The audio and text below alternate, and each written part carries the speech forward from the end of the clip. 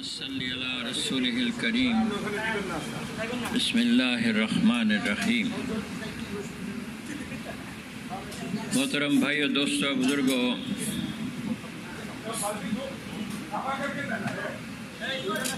মানুষের সুখ শান্তি সফলতা আল্লাহ কোনো বস্তুর ভিতরে রাখেন নাই, কোনো জিনিসের ভিতরে রাখেন নাই। বরঞ্চ আল্লাহ পাক মানুষের সুখ শান্তি আল্লাহর হুকুম মানার ভিতরে রাখছেন, নবী করিম সাল্লাল্লাহু আলাইহি ওয়াসাল্লামের তরিকার উপরে চলার ভিতরে রাখছেন। তার মানে যার জীবনে যত দিন পাওয়া যাবে সে ততই কামিয়াব হবে, আর যার জীবনে দিন কম থাকবে, বদিনই বেশি থাকবে, তো সে কামিয়াব হইতে পারবে না, সফল হতে পারবে না।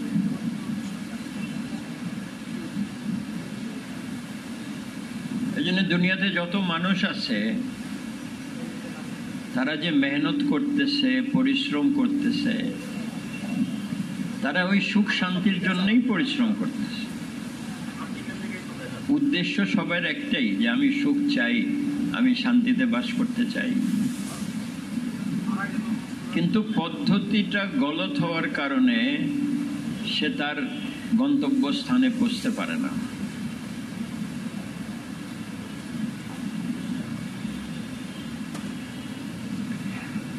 এজন্য কি লাগবে? এর জন্যে আল্লাহর সাহায্য লাগবে, সৃষ্টিকর্তার সাহায্য লাগবে। আর সে সাহায্যটা আল্লাহ পাক দুই ভাবে পাঠাইছে। এক হলো আসমানি কিতাব, তাওরাত, ইনজিল, জবুর, কোরআন, এর মাধ্যমে পাঠাইছে। আর দ্বিতীয় হলো নবীদেরকে পাঠাইছে।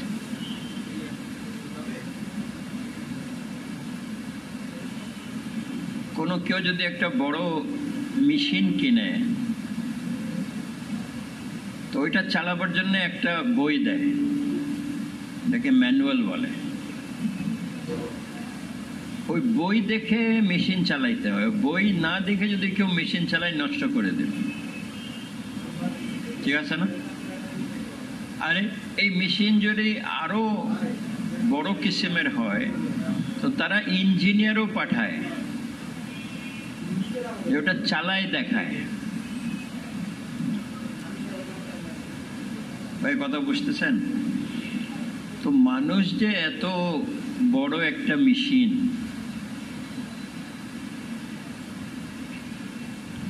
সারা দুনিয়ার মানুষ মিলে একটা চোখ বানাতো কি ভাই? তো এই মেশিনকে চালাবার জন্য বই কোনটা? কোরআন। আর ইঞ্জিনিয়ারকে হুজুর সাল্লাল্লাহু আলাইহি সাল্লাম করে দেখাইছেন। আল্লাহর হুকুম কিতাবে আছে, কোরআনে আছে, কিভাবে করতে হবে। আল্লাহ বলছেন নামাজ পড়ো, কিভাবে পড়তে হবে এটা তো কোনো জায়গায় বলে নাই।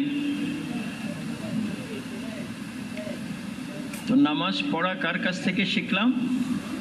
হুজুর সাল্লাল্লাহু আলাইহি ওয়াসাল্লাম। এরকম আল্লাহর সব হুকুম নবীরা করে দেখাইছে, আমাদের জন্য সহজ হয়ে গেল না? এই জন্য লা ইলাহা ইল্লাল্লাহ মুহাম্মাদুর রাসূল, আল্লাহর হুকুম মানো। কিভাবে মানবা? মুহাম্মদ সাল্লাল্লাহু আলাইহি সাল্লামকে দেখো। হাদিসে আসছে, তোমরা নামাজ পড়ো যেভাবে আমাকে দেখো পড়তে। মুসলিম খালি এটা পড়ে ছেড়ে দেন না যে তোমরা নামাজ পড়ো। কি বলছেন? যেমন আমাকে দেখো পড়তে।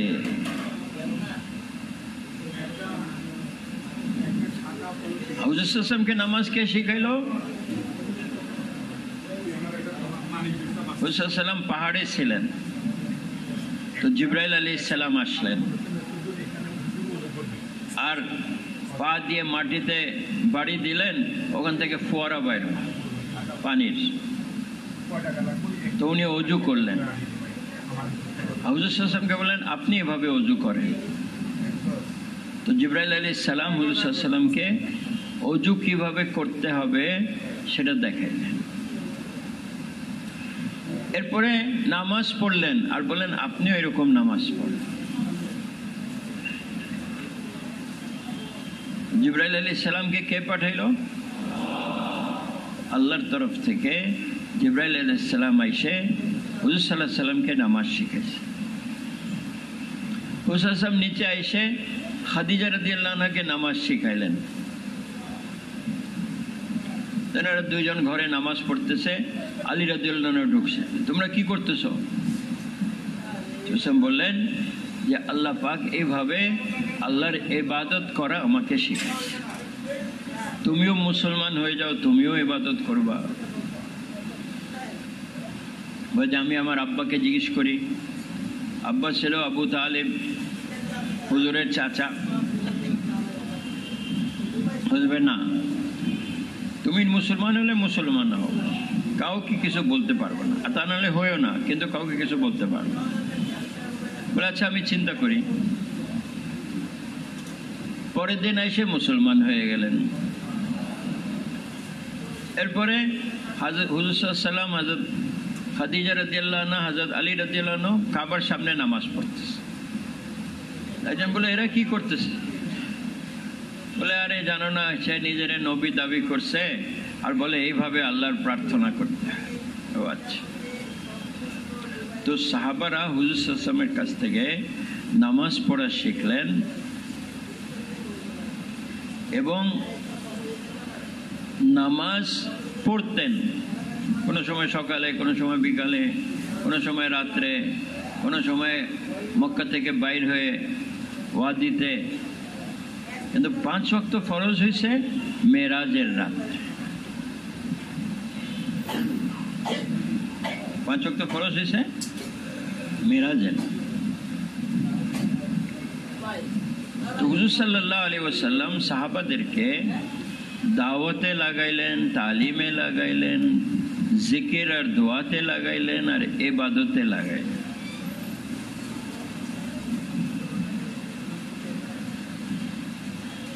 যেহেতু কাবাতে গিয়ে করতে পারতেন না, ওনারা ঘরে ঘরে করতেন। হযরত ওমর রাদিয়াল্লাহু আনহু বোনের ঘরে তালিম হইতেছিল, যে হুজুর হযরত ওমর রাদিয়াল্লাহু আনহু ঢুকলেন আর পরে মুসলমান হইলেন। হযরত আরকাম বিন আরকামের ঘরে পরামর্শ হইতো, হুজুর সাল্লাল্লাহু আলাইহি ওয়াসাল্লাম যাইতেন, সাহাবারা যাইতেন। হযরত আবু বকর রাদিয়াল্লাহু আনহু রাত্রে নিজের ঘরে নামাজ পড়তেন, জোরে জোরে কোরআন পড়তেন। তো এইগুলা আমলে সাহাবারা মশগুল ছিলেন। 13 বছর এই সমস্ত আমল করার কারণে ওনাদের ঈমান, আমল, আখলাক বনছে। দাওয়াত দিলে কি হবে? ঈমান বনবে কি বনবে না? ঈমান বনবে। তালিম করলে আল্লাহর ওয়াদার ইয়াকিন পয়দা হয়ে দিলে এবং আমলের আগ্রহ পয়দা হয়ে দিলে। তো তালিম করছেন, জিকির করছেন, ইবাদত করছেন, খিদমত করছেন, মাশওয়ারা করছেন, এইগুলোকে বলা হয় আমালে দাওয়াত। এগুলো কি বলা হয় ভাই? আমালে দাওয়াত। এখন আমরা চাকরিতে, ব্যবসাতে, দোকানদারিতে এত ক্লান্ত হয়ে যাই, আমলে দাওয়াত করার কোনো সময় সুযোগ থাকে। যদি আমরা আমালে দাওয়াত না করি তাহলে কিভাবে বনবো? আর কোনো ফ্যাক্টরি আছে কি ভাই? জিনিস বানাবার তো ফ্যাক্টরি আছে, মানুষ বানার ফ্যাক্টরি কোনটা? এটা হুজুর সাল্লাল্লাহু আলাইহি ওয়াসাল্লাম চালু করে গেছেন মসজিদে। মসজিদে নামাজ পড়ো, মসজিদে জিকির করো, মসজিদে কোরআন তেলাওয়াত করো, মসজিদে তালিমে বসো, মসজিদে জিকির করো, মসজিদে মাশওয়ারা করো।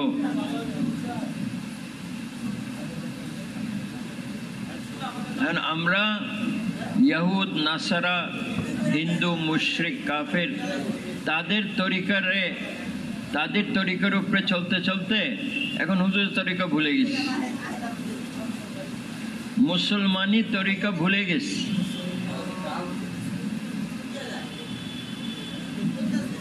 আর এগুলো করলে কি হবে? এগুলো করলে ঈমান, আমল, আখলাক বনবে, আল্লাহর সাথে সম্পর্ক হবে, আর আল্লাহর তরফ থেকে খায়ের আর বরকত আসবে।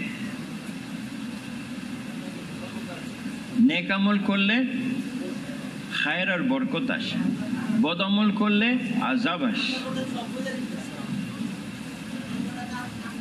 ভাই, এই জন্য আমরা দেখি যে আমাদের 24 ঘন্টা কে দিছে ভাই? 24 ঘন্টা কে দিছে? এখন এই 24 ঘন্টা যেটা আল্লাহ দিছেন আমাকে, আমি আল্লাহর কাজ কতটুক করি আর নফসের কাজ কতটুক করি? মন চাহি, মন মানি, খায়েশের উপরে। বলে যে সাহাবারা জান খাপাইতেন মাল কামানোর জন্যে, মালকে আবার দিনকে দুনিয়ার বুকে জিন্দা করার জন্য লাগাইতেন। আর আমরা জান খাপাই, মাল কামাই, আর মাল কোথায় খরচ করি? নিজের খায়েশ পুরা করার জন্য। এরকম বাড়ি বানাবো, এরকম গাড়ি কিনবো, এরকম পোশাক বানাবো, খায়েশ পুরা করার জন্য। তো খায়েশ পুরা করার জায়গা তো দুনিয়া না। এ তো বিরাট একটা মানুষ ভুল করতেছে। খায়েশ, মানুষের ভিতরে খায়েশ আছে, এবং খায়েশ পুরা করার জায়গাও আল্লাহ বানাইছে। এখন আপনি ওই জায়গাকে জন্য অপেক্ষা না করে আপনি দুনিয়াতে খায়েশ পুরার চেষ্টা করতেছেন, না খায়েশ পুরা হয় না আল্লাহ খুশি হয়। কে খুশি হয় বলেন? শয়তান খুশি হয়। সে তো খুব নাচতে থাকে যখন মানুষ আল্লাহর হুকুম ভাঙে, যখন মানুষ হুজুর সাল্লাল্লাহু আলাইহি সাল্লামের তরিকা ছাড়ে। কেন? সে আল্লাহরে বলছিল, এ আল্লাহ, আমি তো বঞ্চিত হয়ে গেছি, আদমের সন্তানদেরকে নিয়ে জাহান্নামে যাব। এটা তার চ্যালেঞ্জ। আল্লাহ কি বলছিলেন? আমার মুখলিস বান্দাদেরকে নিতে পারবা না। কাদেরকে নিতে পারবা না? মুখলিস বান্দাদেরকে। এজন্য তাবলীগের 5 নম্বর হলো ইখলাস পয়দা করো, তাহসিয়ের নিয়ত ঠিক করো, সবকিছু আল্লাহর জন্য করো। যদি না করো তো বহুত বিপদ আছে। শহীদ জাহান্নামে যাইতেছে কেন? ইখলাস ছিল না। আলেম জাহান্নামে যাইতেছে কেন? ইখলাস ছিল না। বড় দাতা জাহান্নামে যাইতেছে কেন? ইখলাস ছিল না।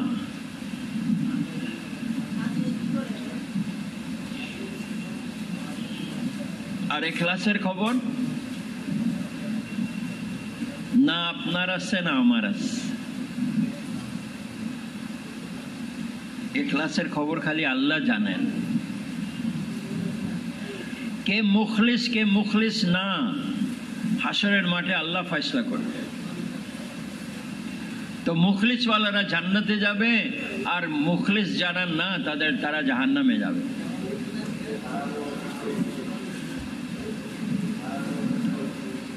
ভাই কথা বুঝতেছেন? তো দুনিয়া ভোগ বিলাসের জায়গা না, যে কি বলে না, ফুর্তি করো, ফুর্তি।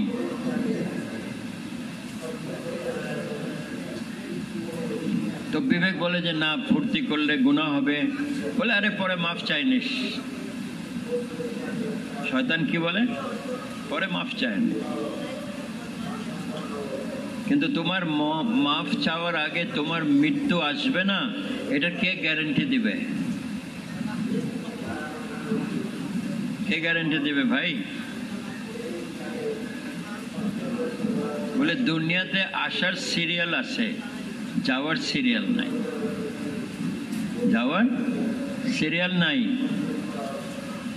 আসে তো আগে দাদা আসে, তারপরে বাপ আসে, তারপরে ছেলে আসে, তারপরে নাতি আসে, আসে না? এভাবে আসে। যাওয়ার সময় বাপ ছেলেরে কবর দিতেছে। যাওয়ার সিরিয়াল নাই। এজন্য কেউ বলতে পারে না মওত কোন সময় আসবে, নাকি মওত আসবে না। ভাই,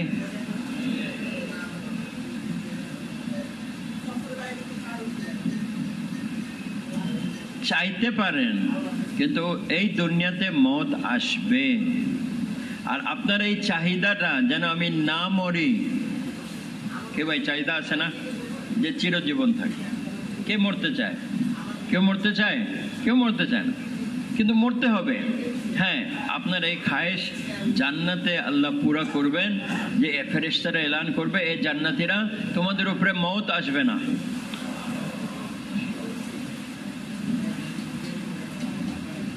তো খায়েশ পুরা করার জায়গা হলো জান্নাত। আমরা বানাই নিছি দুনিয়া।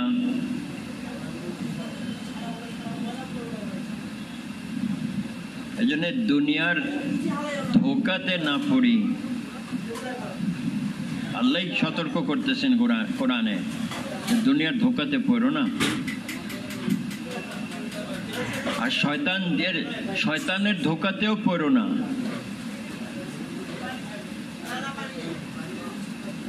তাহলে কি করতে হবে?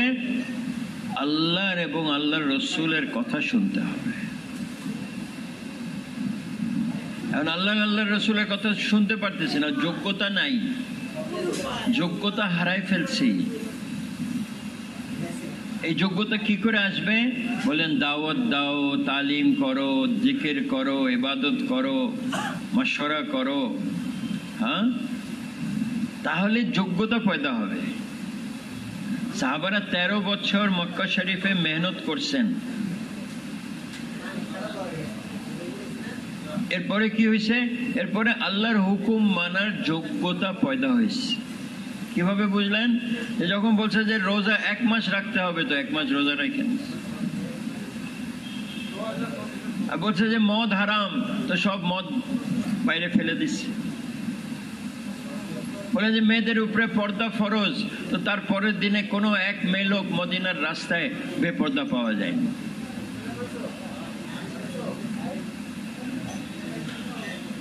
কেন? যে ওনারা দাওয়াত দিয়ে, তালিম করে, জিকির করে নিজের ভিতরে আল্লাহর হুকুম মানার যোগ্যতা পয়দা করছে। এই আমলকে বলা হয় নুরানি আমল। এই আমলকে বলা হয় দাওয়াতের আমল। এই আমলকে বলা হয় হেদায়েতের আমল। হেদায়েত আসবে। আজকে হেদায়েতের মেহনত ছেড়ে দিস। হেদায়েত লাগবে না, টাকা লাগবে। হেদায়েত লাগবে না, গাড়ি বাড়ি লাগবে। এখন মওতের সময় যখন ফেরেশতারা পিটাইতে শুরু করছে, ওই সময় বুঝবে যে হায়, যদি হেদায়েত চাইতাম। হ্যাঁ, আর যখন কবরে আগুন লাগাবে, ওই সময় বলতো হায় কি করলাম। এবং কবরে আজগর ছাপ ছেড়ে দেওয়া হবে, হাসরের দিন পর্যন্ত দংশন করতে থাকবে। এই যে সাপ একবার দুনিয়াতে ফু দিলে কোনো গাছগাছলা হইতো না, ওই সময় বুঝবো যে হায়, যদি হেদায়েতের জন্য মেহনত করব। কিন্তু এখন টু লেট। একবার আমল নামা বন্ধ হয়ে গেছে, আর খোলা হবে না। হাসরের দিনে খোলা হবে।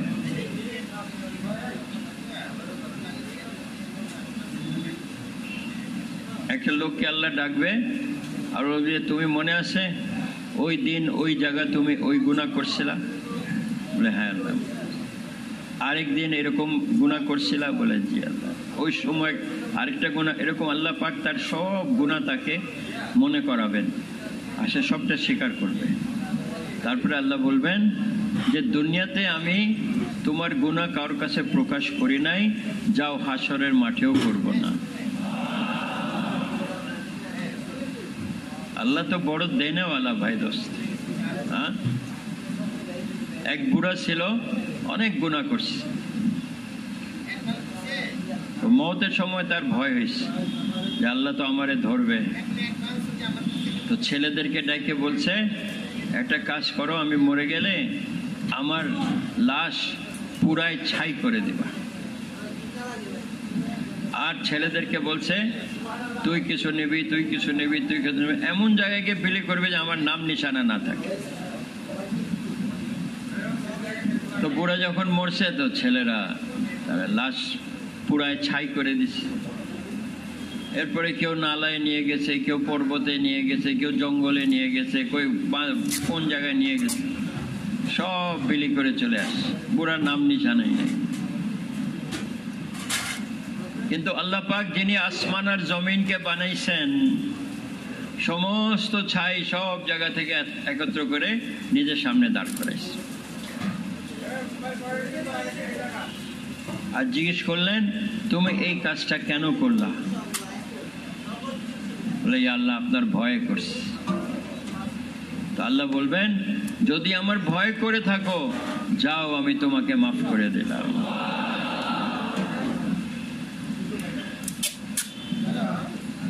তো আল্লাহ তো গফুরুর রহিম। কিন্তু কোন সময় গফুরুর রহিম? যখন মানুষ গুনাহ করে, তার ভিতরে অনুতাপ থাকে, আর সে আল্লাহর কাছে মাফ চায়। গুনাহ করতেছি, কোনো পরোয়া নাই, মাফ চাইতেছি, কোনো পরোয়া নাই যে আবার তো গুনাহ করব, এরকম না। তার জন্য আল্লাহ গফুরুর রহিম না, তার জন্য আল্লাহ আবার পকড়ও করবেন। একটা লোক 100টা খুন করলো না, 99টা খুন করলো, চিন্তিত হয়ে গেল, আমি এত লোক মারছি, আমার কি হবে? তো একজন বুজুর্গর কাছে গিয়ে বলল, হুজুর আমার কোনো উপায় আছে? আমি তো 99টা খুন করছি। বলে, 99টা খুন করছো? তুমি তো সোজা জাহান্নামে যাবা। বলে, আচ্ছা, যখন জাহান্নামে যাব তো 100 করে নিলাম, এরও মেরে ফেল। এখন কিছুদিন পরে আবার চিন্তিত হয়েছে যে আমি 100 খুন করছি, আমার কি হবে? তো একজন আল্লাহওয়ালার কাছে গেছে, হুজুর আমার কোনো উপায় আছে? আমি তো 100 খুন করছি।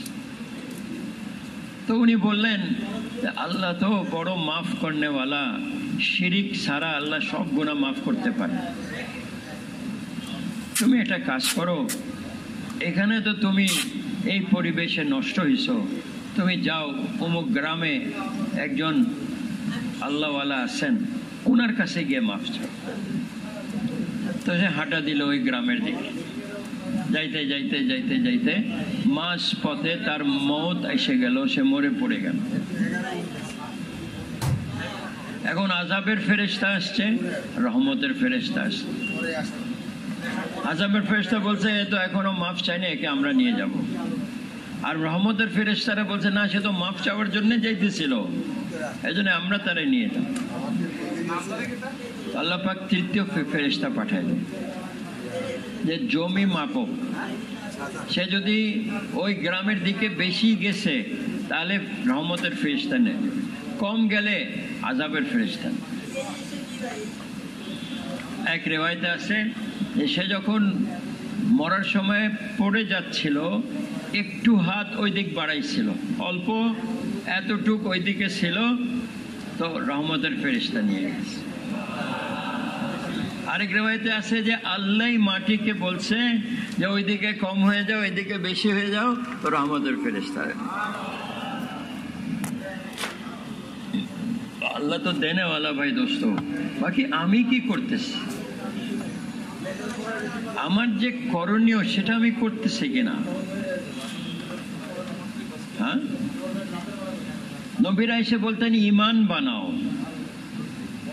দিলের বিশ্বাস ঠিক করো। তো আমরা ঈমান না বানায় আমরা দোকান বানাইতেছি, ব্যবসা বানাইতেছি, চাকরি বানাইতেছি। হ্যাঁ, নামাজ ঠিক করো, তা আমরা ঘর গোছাইতেছি। জিকির করো, তো আমরা দুনিয়ার জিকির করি। দেখো আমার গাড়ি, দেখো আমার বাড়ি। জিকির হলো আল্লাহর জিকির করা, আল্লাহকে স্মরণ করা। আমরা জিনিসের স্মরণ করি। এই জন্য ভাই দোস্ত বুজুর্গ, হুজুর সাল্লাল্লাহু আলাইহি সাল্লাম সাহাবাদেরকে মদিনাতে সবসময় থাকতে দেন নাই, মদিনা থেকে বাইর করছে। বদরে চলো, ওহদে চলো, খাইবারে চলো, হুনাইনে চলো, তারপরে খন্দকে চলো। সবসময় সাহাবাদেরকে খুরুজের উপরে রাখছেন, আল্লাহর রাস্তা বাইরে।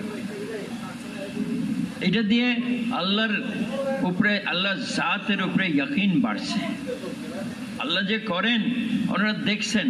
বদরে না আছে হাতিয়ার, না আছে ঘোড়া, না আছে সংখ্যা, কিন্তু যখন ওনারা আল্লাহর উপরে ভরসা করে যখন যুদ্ধ করছেন, তো আল্লাহ আসমান থেকে ফেরেশতা পাঠায় ওনাদের সাহায্য করছে। হ্যাঁ, বলে বদর কি? বলে বদর লা ইলাহা ইল্লাল্লাহ শিখায়। আর বলে ওহদ কি? বলে ওহদ মুহাম্মাদুর রাসূলুল্লাহ শিখায়। ওহদে কি হলো?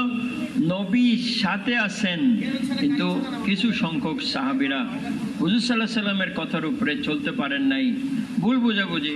তো এইটার উপরে আযাব আসছে। কি হয়েছে? হুজুরের সুন্নত পুরোপুরি মানা হয় নাই।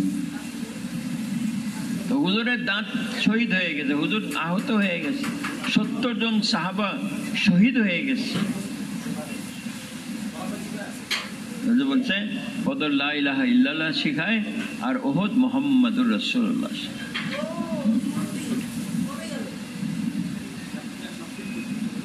তো সাহাবাদের জিন্দেগিতে এই দুটা জিনিস পাওয়া যায়। এক হলো খুরুজ ফি সাবিলিল্লাহ, আর দ্বিতীয় হলো আমালে দাওয়াত।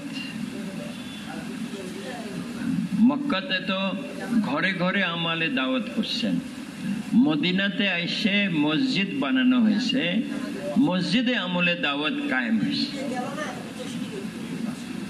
মসজিদে তালিম, মসজিদে জিকির, মসজিদে ইবাদত, মসজিদে খিদমত।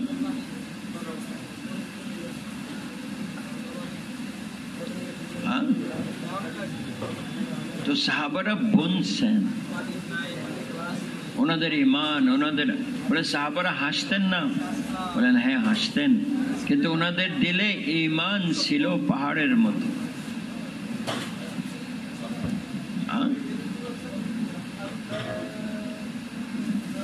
আর ঘরে, বলে ঘরে মেয়েরা, সাহাবিয়ারা একই পরিবেশ বানাইছে। যে পরিবেশ মসজিদে দাওয়াত, তালিম, জিকির, ইবাদত, খিদমত, একই পরিবেশ নিজের সাহাবাদের ঘরে সাহাবিয়ারা দাওয়াত দিতেছেন, তালিম করতেছেন, জিকির করতেছেন, ইবাদত করতেছেন।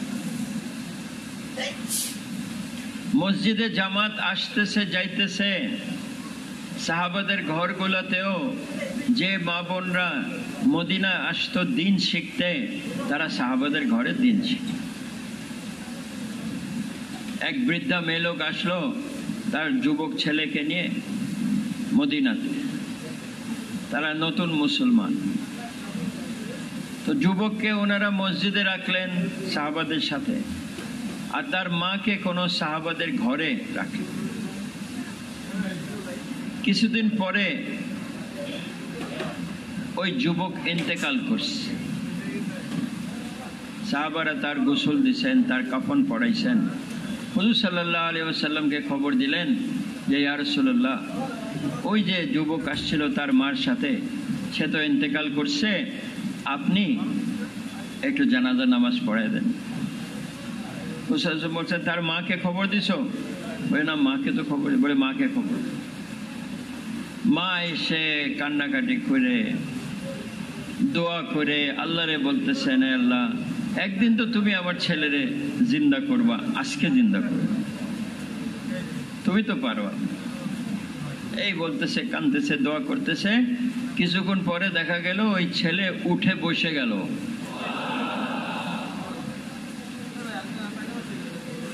এবং সাহাবারা বলেন আমরা তাকে সকালে গোসল দিছি আর বিকালে ওর সাথে খানা খাইতেছি, এবং লম্বা হায়াত পাইছি। হুজুরের জামানা গেল, আবু বকর রাদিয়াল্লাহু জামানা গেল, উমর রাদিয়াল্লাহু জামানা গেল, ওসমান রাদিয়াল্লাহু জামানাতে কোন মার্কাতে শহীদ হয়েছে। আমার প্রশ্ন হলো যে এই নতুন মুসলমান, এই বুড়া মেয়ে লোক এরকম ঈমান কোত্থেকে শিখলো? আল্লাহ থেকে নেওয়া কোত্থেকে শিখলো যে মরা ছেলেরে জিন্দা করাই দিছে? এটা শিখলো কোথায়? সাহাবিয়াদের সোহবতে। সাহাবাদের ঘরে এরকম পরিবেশ ছিল যে যে যাইতো, হ্যাঁ, সে ঈমান আমলের লাইনে লাভবান। আজকে আমাদের ঘরগুলোর কি অবস্থা ভাই?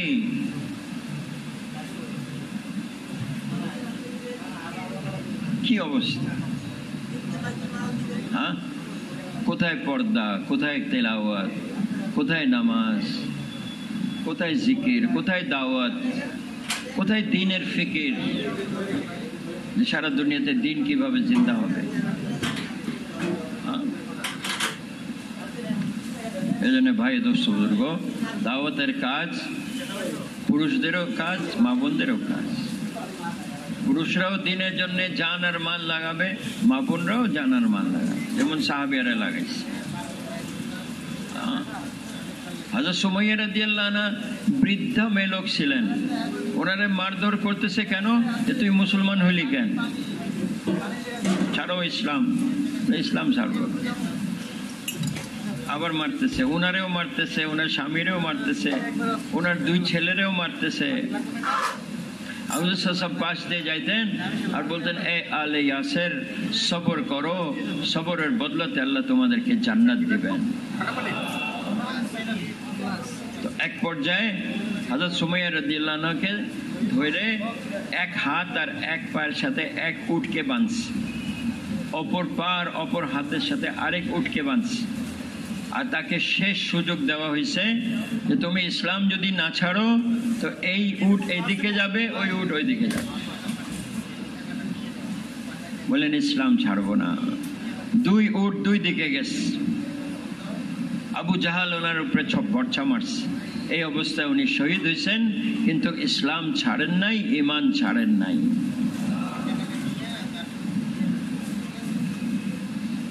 হযরত খাব্বাব রাদিয়াল্লাহু আনহুকে ধরলো আর বলল যে একে সুলিতে চড়াই দাও। বলেন 2 রাকাত নামাজ পড়তে দাও। পড়ো। নামাজ পড়ে আসলেন আর বললেন আমার জিন্দেগির শেষ নামাজ, মন চাইতেছিল একটু লম্বা নামাজ পড়ি। তোমরা যে ভাববা যে মৃত্যুর ভয়ে লম্বা লম্বা নামাজ পড়তেছে, এজন্য আমার নামাজ খাটো করে দিল। বলে সুলিতে চড়ানো হয়েছে আর তীর আর তালওয়ার ওনার উপরে চালানো শুরু হয়েছে। একজন বলল, তুমি কি পছন্দ করো না যে তোমার জায়গায় মোহাম্মদ হইতো সাল্লাল্লাহু আলাইহি ওয়াসাল্লাম? বলে সুলি তো অনেক দূরের কথা, আমি তো এইটাও পছন্দ করব না যে হুজুর সাল্লাল্লাহু আলাইহি ওয়াসাল্লাম মদিনাতে ওনার বিছনায় শুয়ে আছেন আর ওনার পায়ে একটা কাঁটা হিংছে, আমি তো এটাও পছন্দ। তো মওতের সময় উনি দোয়া করলেন যে হে আল্লাহ, আমার সালাম হুজুর সাল্লাল্লাহু আলাইহি ওয়াসাল্লামের কাছে পাঠায় দাও। হুজুর সাল্লাল্লাহু আলাইহি ওয়াসাল্লাম মদিনাতে বসে সাহাবাদেরকে বললেন, তোমাদের ভাই খবাব শহীদ হয়ে গেছে। তো সাহাবারা জানের পরোয়া করেন নাই। সাহাবাদের চিন্তা কি ছিল যে দুনিয়ার বুকে দ্বীন কিভাবে জিন্দা হবে। ইকরামা ইবনে আবু জাহল রাদিয়াল্লাহু আনহু, আবু জাহলের ছেলে, যখন মুসলমান হলো কি বলল, ইয়া রাসূলুল্লাহ, আজ পর্যন্ত যত মাল লাগাইছি ইসলামকে মিটাবার জন্যে, এখন থেকে 2 গুণ মাল লাগাবো দুনিয়ার বুকে ইসলাম কায়েম করার জন্য। আর আজ পর্যন্ত যত জান খরচ করছি, যত শক্তি লাগাইছি দুনিয়াতে দিনকে মিটাবার জন্য আজকে থেকে 2 গুণ শক্তি লাগাবো দুনিয়ার বুকে দিনকে কায়েম করার জন্য। এটা ছিল ওনাদের জজবা, যে দুনিয়াতে দিন জিন্দা হবে। তো উনি ইয়ারমুকের যুদ্ধে অংশগ্রহণ করলেন। ইয়ারমুক খ্রিস্টানদের সাথে যুক্ত হয়েছে। ইয়ারমুক একটা নদীর নাম। তো 4000 মুসলমান শহীদ হয়েছে, 40,000 খ্রিস্টান কতল হয়েছে। এত রক্ত বইছে যে ইয়ারমুক নদী লাল হয়ে গেছে রক্ত দিয়ে।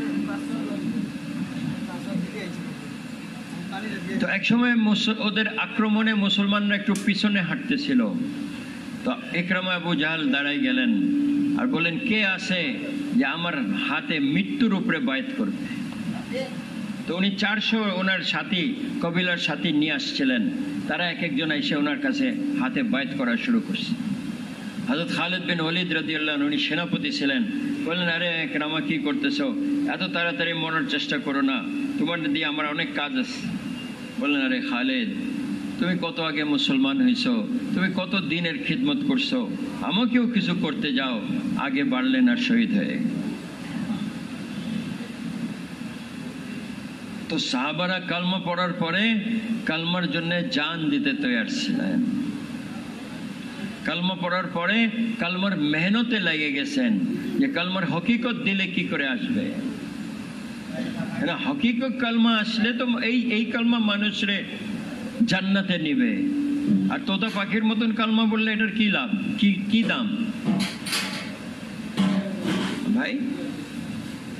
এজন্য তাবলীগের নামে, দাওয়াতের নামে যে মেহনত চলতেছে ভাই দোস্ত সারা দুনিয়াতে, একই জিনিস ভাই। আমরা আমাদের ইমান বানাই, আমাদের আমল বানাই, আমাদের আখলাক বানাই। হ্যাঁ,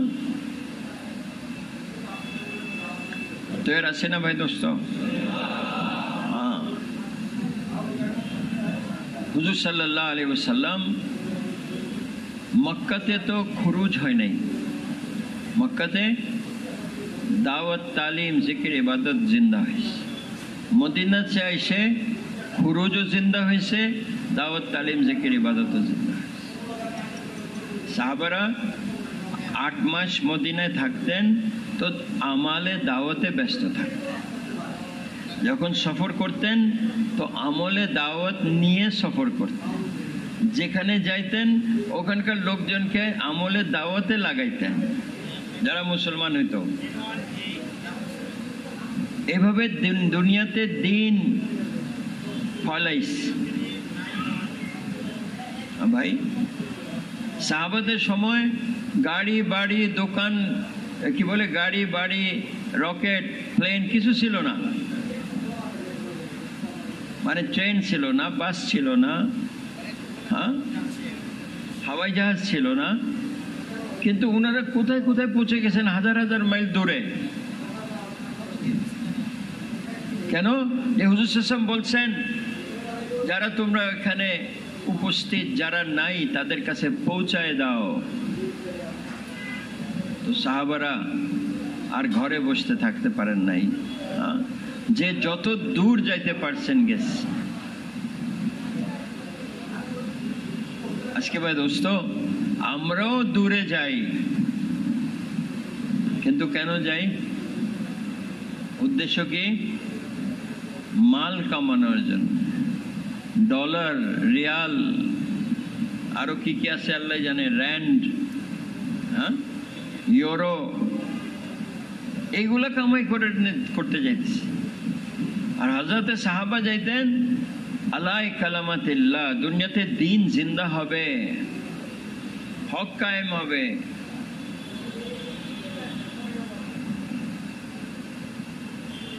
আল্লাহর বন্দগি কায়েম হবে, এর জন্য গেছেন।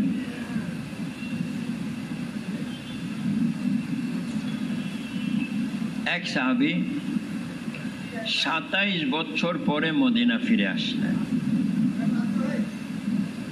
কত বছর? তো মসজিদে নববীতে গিয়ে নামাজ পড়লেন 2 রাকাত। দেখলেন যে একজন যুবক সে বয়ান করতেছে। মনে মনে ভাবলেন আমার এক ছোট বাচ্চা ছিল, সেও তো এত বড়ই হইতো। তো যখন উনি ওনার বাসায় আসতেছেন, ওই দিক থেকে ওই যুবক আসতেছে। যুবক বলতেছে, বড় মিয়া এখানে কি করতেছো? এটা তো আমার মা, পর্দানাসীন মা, তুমি এখানে কেন? তুমি এখানে কেন? এটা তো আমার বাসা। এখন দুজনের সাথে লাগছে ঝগড়া।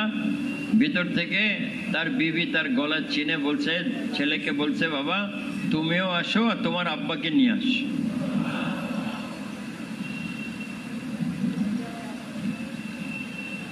আজকে বলে যে কেন যাব, কোথায় যাব, মাথা খারাপ হয়ে গেছে। বিবি বাচ্চারে ছাড়িয়ে যাইতেছে। বিবি বাচ্চারে ছাড়িয়ে 10 বছর সৌদিতে বসে আছে, কেউ কিছু কয় না। আর 4 মাস যাইতেছে, এর পেছনে লাগছে। ভাই কেন? যে আমরা আমাদের আসল দায়িত্ব ভুলে গেছি। আমার দায়িত্ব ছিল দ্বীনের দাওয়াতের কাজ করা। আমার দায়িত্ব ছিল হুজুর সাল্লাল্লাহু আলাইহি ওয়াসাল্লাম সাহাবাদেরকে যে কাজের উপরে রেখে গেছেন সেই কাজকে করা।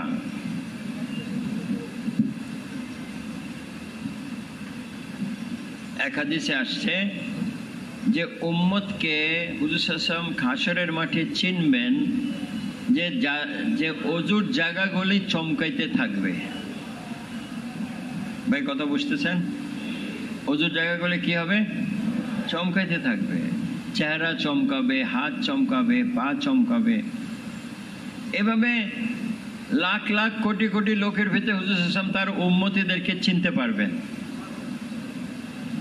তো দেখবেন যে কিছু সংখ্যক ফেরেশতারা ওই যাদের চেহারা উজ্জ্বল, হাত উজ্জ্বল, পা, ওদের বাধা দিয়ে রাখছে, আটকাইতেছে, আসতে দিতেছে না। তো হুজুর সাল্লাল্লাহু আলাইহি ওয়াসাল্লাম বলবেন, এই তো আমার উম্মতি, এদেরকে আসতে দাও। বলেন, ইয়া রাসূলুল্লাহ আপনার উম্মতি তো ঠিকই, কিন্তু আপনার পরে তারা আপনার কাজ করে নাই, নতুন নতুন জিনিস ঢুকাইছে। তো হুজুর সাল্লাল্লাহু আলাইহি ওয়াসাল্লাম বলবেন, সৌখান সৌখান, দূর হয়ে যাও, দূর হয়ে যাও। যেন দেখতে হবে যে আমি হুজুর সাল্লাল্লাহু আলাইহি ওয়াসাল্লাম যে কাজ ছেড়ে গেছিলেন সেটা আমরা করতেছি কিনা। কেন নবী মানেই যে উম্মত তার অনুসরণ করবে।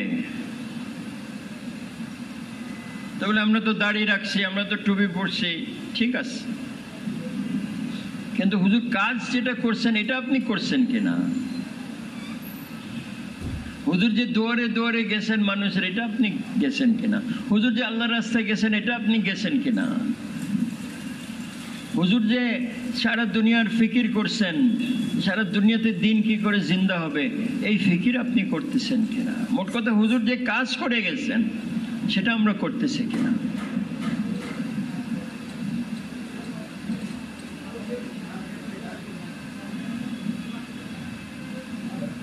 এই জন্য ভাই দোস্ত বুজুর্গ, আলহামদুলিল্লাহ, আমাদের বৃহস্পতিবারে আমরা এখানে একত্র হই। খালি একটা কিছু ভালো কথা শুনে চলে গেলাম, এটা যথেষ্ট না। একটা বয়ান শুনে চলে গেলাম, একটা ওয়াজ শুনে চলে গেলাম, এটা না ভাই দোস্ত। এখানে তো আমরা আসব এক ফিকির নিয়ে। এখানে আমরা আসব যে গত 6 দিন আমরা কি মেহনত করছি মহল্লায়, ওইটার রিজাল্ট আমরা দেখতে চাই। আজকে কয়জনকে তৈরি করছেন, কয়টা জামাত বানাইছেন,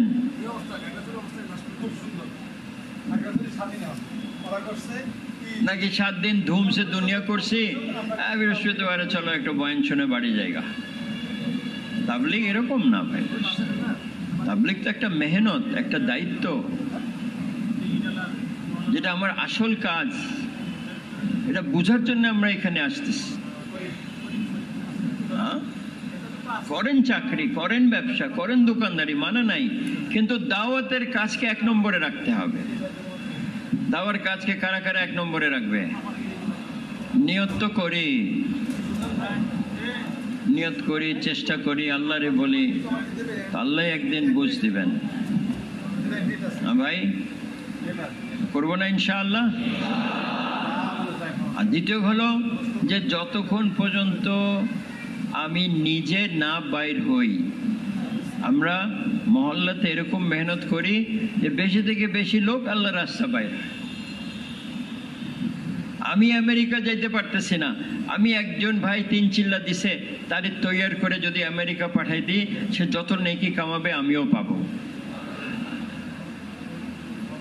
ভাই সারা দুনিয়ার মানুষ পিপাসিত, তারা ইসলাম চায়,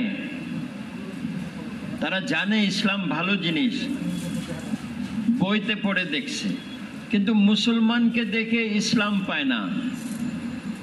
কথা বুঝছেন? বুঝেন নাই? আমাদের জীবনকে দেখে, আমাদের উঠা বসাকে দেখে তারা কোনো ইসলাম পায় না আমাদের জিন্দেগিতে।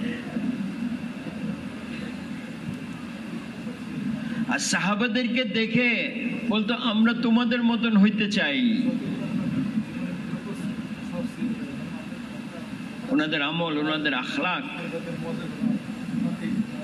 ভাই কথা দিলে কথা রাখতেন,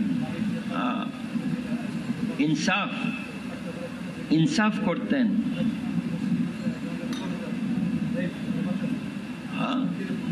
হামদর্দ ছিলেন, কেউ বিপদে পড়লে তার সাহায্য করতেন।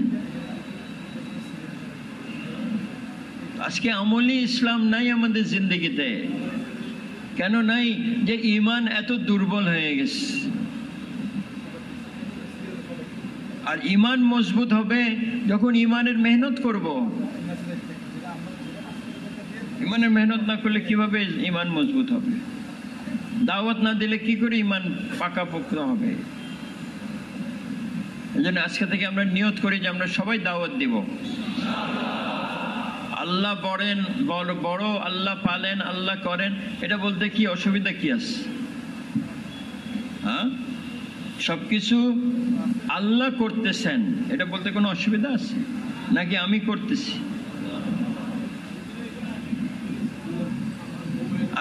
আমি যে দুনিয়াতে আসলাম, আমি কি নিজের ইচ্ছে আসছি? কে আনছে? আমি যে দুনিয়া ছাইড়ে চলে যাব, আমি কি নিজের ইচ্ছায় যাব? কে নিয়ে যাবে? তো দুনিয়াতে আসছি আল্লাহর ইচ্ছায়, দুনিয়া ছাইড়ে যাব আল্লাহর ইচ্ছায়। মাঝখানে কেন নিজের ইচ্ছা দেন? এই অল্প সময়তে সব নষ্ট করে দিলাম না। ইসলাম মানে এই যে আল্লাহ এই মাঝখানের সময়, মত, জীবন থেকে মত পর্যন্ত আমি আপনার ইচ্ছা মতন চলবো। এটা হলো ইসলাম।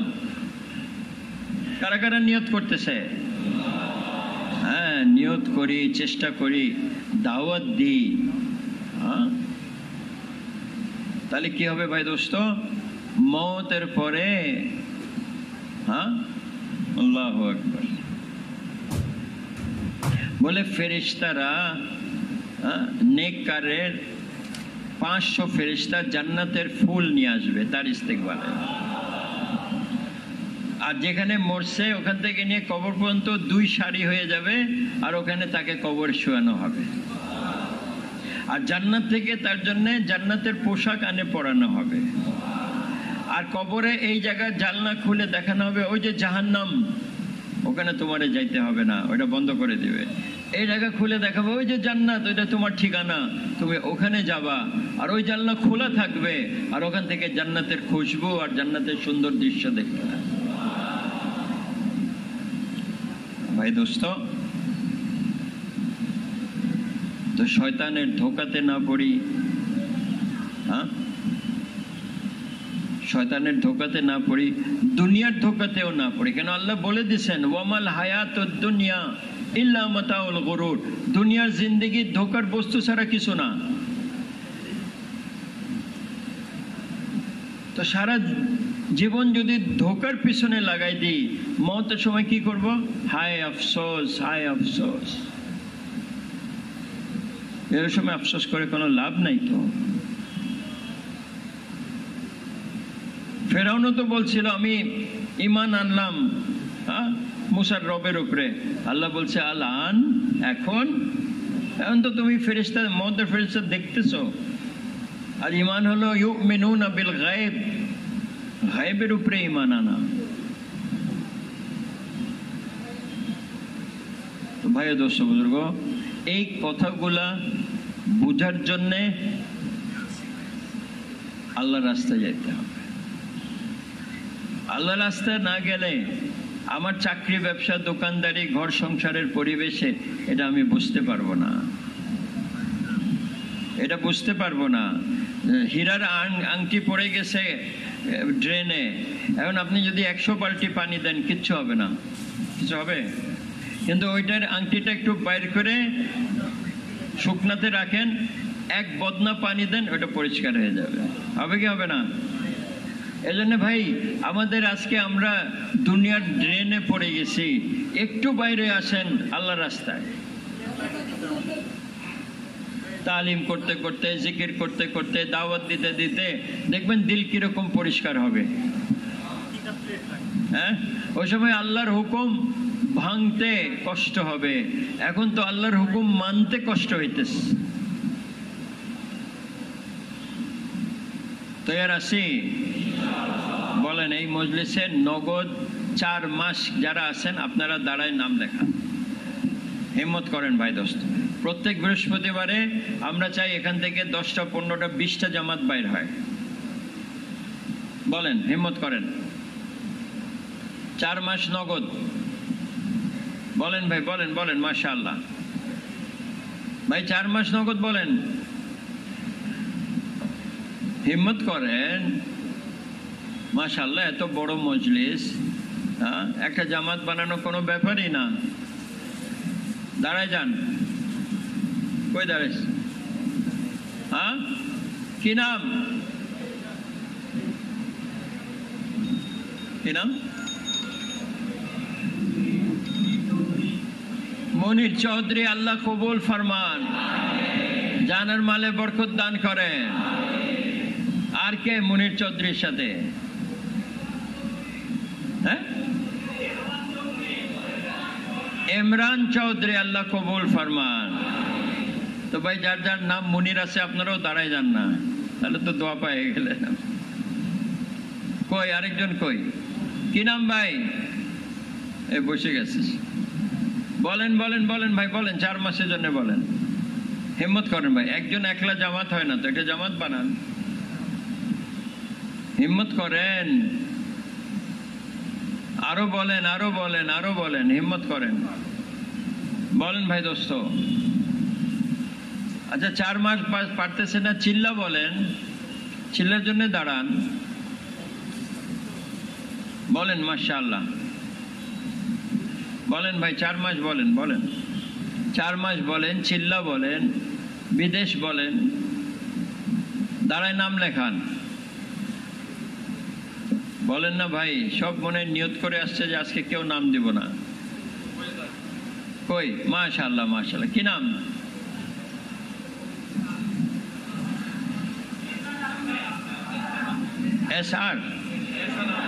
এহসান আহমদ, আল্লাহ কবুল ফরমান, জানার মালে বরকত দান করেন।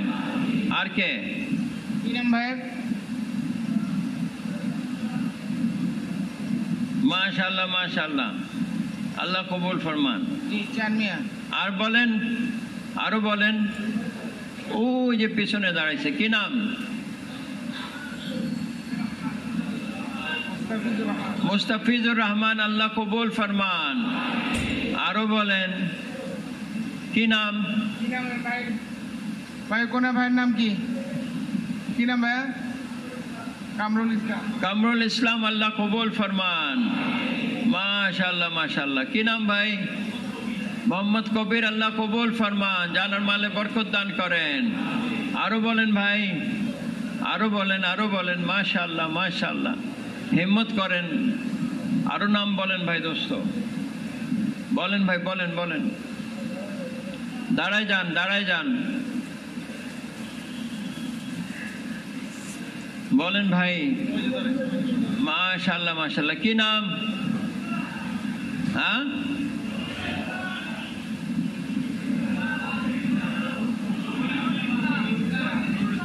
নূরুল ইসলাম, আল্লাহ কবুল ফরমান। রফিকুল ইসলাম, আল্লাহ কবুল ফরমান। আর আরো বলেন, আরো বলেন ভাই দোস্ত। আচ্ছা, বাকিদের নিয়ত আছে না? আচ্ছা, নিয়তি আল্লাহরে দেখান দাঁড়ায় একটু, যে আমাদের নিয়ত আছে। আমরা প্রথম সুযোগে 4 মাস চিল্লা লাগাবো, প্রথম সুযোগে।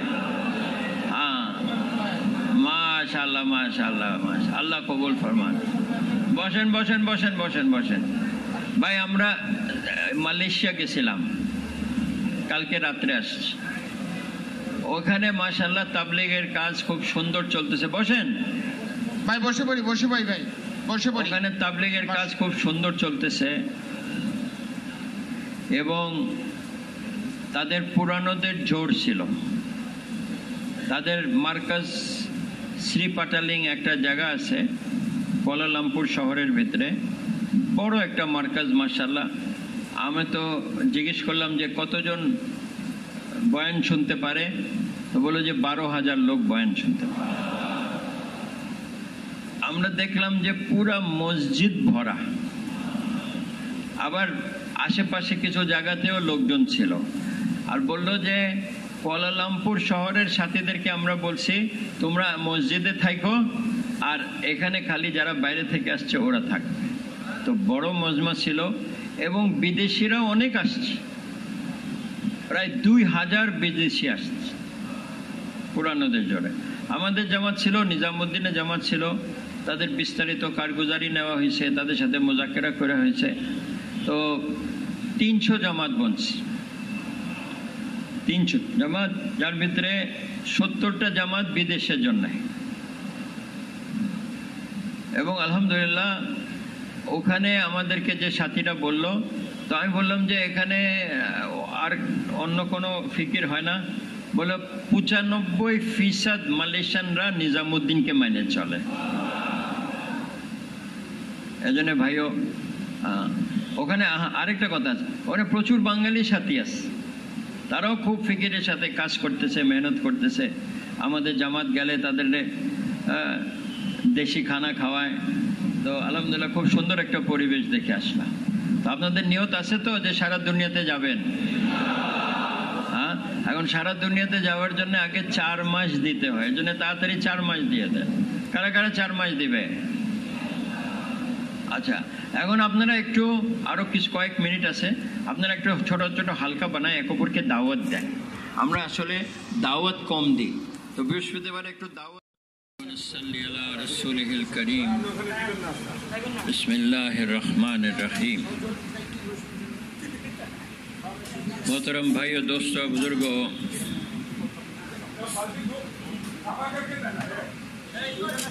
মানুষের সুখ শান্তি সফলতা আল্লাহ কোনো বস্তুর ভিতরে রাখেন নাই, কোনো জিনিসের ভিতরে রাখেন।